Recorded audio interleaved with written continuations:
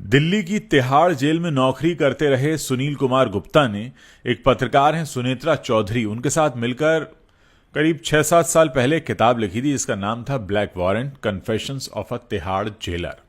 ये किताब आज भी तिहाड़ को लेकर बनी सबसे चर्चित और सटीक किताब मानी जाती है।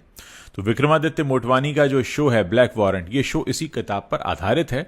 जिनको नहीं पता तो मैं आपको बता दूं कि ब्लैक वारंट उस आदेश पत्र को कहा जाता है जिस पर किसी कैदी की मौत का वक्त सजा के तौर पर मुकर्रर किया जाता है। यानी जब किसी कैदी की फांसी तय होती है तो उसके नाम ये वारंट जारी किया जाता है जिसमें बताया जाता है कि उसे किस वक्त किस दिन फांसी दी जाएगी। यही होता है ब्लैक वारंट। तो तिहाड़ का ये फांसी वाला पूरा मामला है, इस पर ही ये पूरा का पूरा शो आधारित है। शो की कहानी आपको जेल के सबसे काले अंधेरे कोनों तक लेकर जाती है, जो आपको ये दिखाती है कि जेल में रहने वाले असल में रहते कैसे हैं, कैदियों के बीच कैसे लड़ाई होती है, ये ए बी और सी क्लास क्या होता है। जेल में इसमें 3 गैंग दिखाए गए हैं। पहला एक हड्डी गैंग है, दूसरा त्यागी गैंग है, तीसरा सरदार गैंग है। सुनील कुमार गुप्ता जेल में अंदरूनी जो राजनीति चल रही है, करप्शन चल रहा है, साजिश चल रही है, उनसे 2-4 जब होते हैं, उनका सामना होता है तो वो हिल जाते हैं।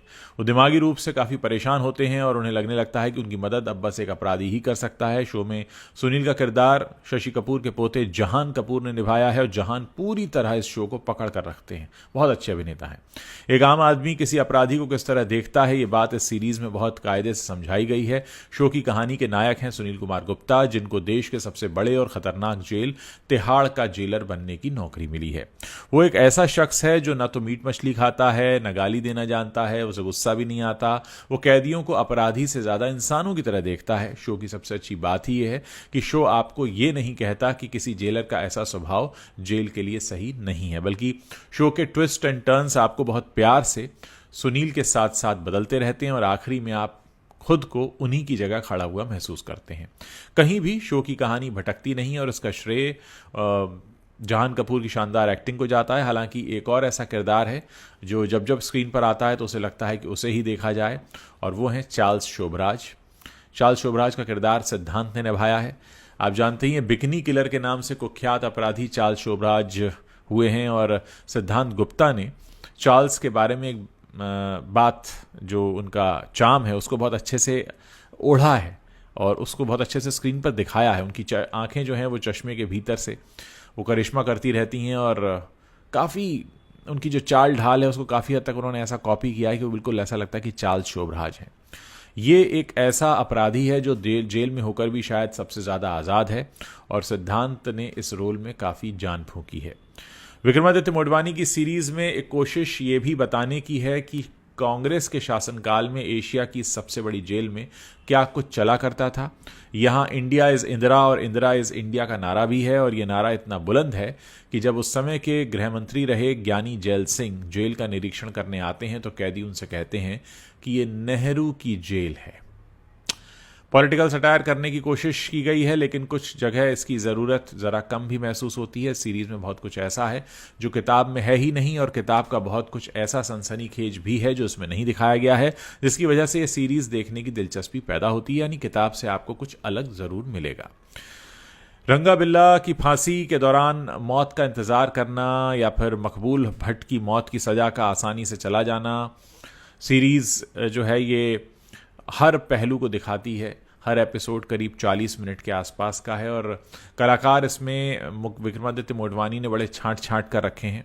जहान कपूर और सिद्धांत के अलावा शो में राहुल भट्ट हैं, अनुराग ठाकुर हैं, परमवीर सिंह हैं, प्रताप फाड़ हैं, विनय शर्मा हैं, सुखविंदर चहल हैं और टोटा रॉय चौधरी जैसे नाम शामिल हैं। ब्लैक वारंट लिखने वाले सुनील कुमार गुप्ता ने अपने कार्यकाल के दौरान तिहाड़ में 14 फांसियाँ देखी थीं, और ये कहानी आपको वो सब कुछ तो नहीं दिखाती, इतना दिखाया जाना संभव भी नहीं है, लेकिन जितना दिखाती है वो कमाल का है। और काफ़ी गालियां हैं, बच्चों के साथ आप नहीं देख सकते, फैमिली के साथ नहीं देख सकते।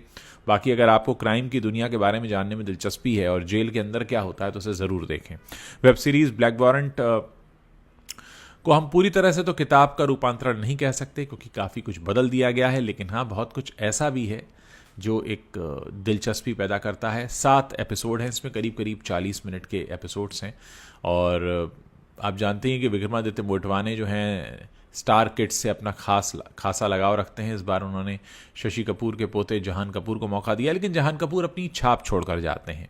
उनके पिता कुणाल कपूर तो नहीं चल पाए हिंदी सिनेमा में, लेकिन लगता है कि जहान कपूर अपनी जगह बना लेंगे, कह सकते हैं एक तरह से जगह बना भी ली है, लोगों के दिल में उतर जाते हैं वो। सुनील कुमार गुप्ता के किरदार में हैं, जो तिहाड़ के डेप्यूटी जेलर हैं। कलाकार उनके आसपास विक्रमादित्य ने सारे ऐसे रखे हैं कि किसी की ऐसा ना हो कि कोई उनसे ज़्यादा उन पर हावी हो जाए। लेकिन राहुल भट्ट हैं जो उन पे कहीं कहीं भारी पड़ जाते हैं। राहुल भट्ट का किरदार बहुत अच्छा है, उनके बॉस का किरदार उन्होंने निभाया राजेश तोमर का। 80 के दशक में शुरू हुआ ब्लैक वारंट, कई बार उस दौर के जो टेलीविज़न शोज़ आते थे उस ज़माने में वैसा भी लगता है, हम लोग बुनियाद जैसा एक फील ओवरऑल। हालांकि कहानी बिल्कुल अलग है और कुछ ऐसी इसमें चीज़ें आपको समझ में आएंगी जो आपको पता चलेगा कि हमारे जेल से लोग सुधर कर क्यों नहीं निकलते हैं। सुनील की जो नौकरी है उसको लेकर बड़ा दिखाया गया है कि लोग अच्छी नज़र से नहीं देखते, भाई जेलर है, कोई लड़की देने को तैयार नहीं है, शादी नहीं हो रही है।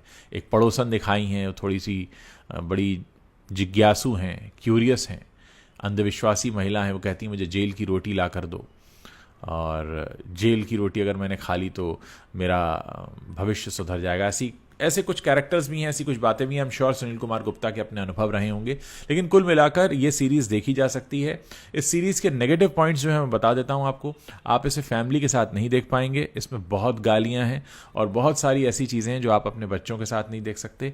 कह सकते हैं ये 18+ कंटेंट है, और अगर 18+ ऑडियंस आपके घर में है तो भी फैमिली पूरी एक साथ बैठकर नहीं देख पाएगी। इसलिए आपको इसे अपने अपने मोबाइल पर या अपने अपने लैपटॉप पर देखना पड़ेगा।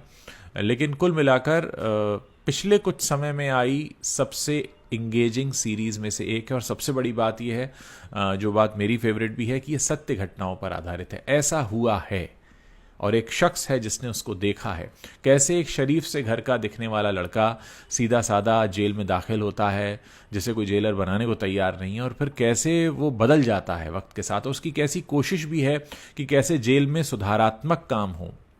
जेल को सुधार गृह भी कहा जाता है, लेकिन आखिर क्यों लोग जेल से सुधर कर नहीं निकलते हैं, इसका भी जवाब आपको इस सीरीज़ में मिल जाएगा।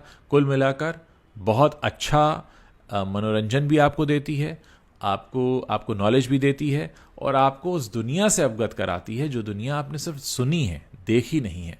और फिर आप समझ पाते हैं कि हाँ, एक तो होता है कि कोई अपराध करके जेल गया, और कुछ लोग जो बिना अपराध के जेल में होते हैं वो एक अलग ही सज़ा काटते हैं। जेल में रहना किसी के लिए भी क्यों सज़ा से कम नहीं होता, इसका जवाब भी आपको इसमें मिल जाएगा। तो अगर आप कुछ नहीं कर रहे हैं तो आप इस शो को देख सकते हैं, वेब सीरीज़ को देख सकते हैं नेटफ्लिक्स पर। और अगर नेटफ्लिक्स इस तरह की रियलिस्टिक सीरीज़ और बनाता है तो मुझे लगता है कि नेटफ्लिक्स के दर्शक वर्ग काफ़ी बढ़ेंगे। मुझे कोई खामी इसमें नज़र नहीं आती है। एक दर्शक के तौर पर ये काफ़ी इंगेजिंग है और आपको पूरी तरह से बांध कर रखती है। एक नया स्टार हमें मिल गया है, जहान कपूर, बहुत बेहतरीन अभिनय है, और उन्होंने ये साबित किया है कि वो राज कपूर की फैमिली से आए हैं, तो उनके अंदर एक्टिंग का वही जज्बा है, और उन्होंने एक कमाल का कैरेक्टर आपके सामने खड़ा किया है। उम्मीद है कि ये दर्शकों को पसंद आएगी। मुझे तो काफ़ी पसंद आई, इसलिए मैं रिकमेंड कर रहा हूँ। अगर आपने ये सीरीज़ देख ली है तो आपको कैसी लगी ये आप मेरे वीडियो के नीचे लिखना मत भूलिएगा। मैं आपके कमेंट्स पढ़ने का इंतज़ार कर रहा हूँ।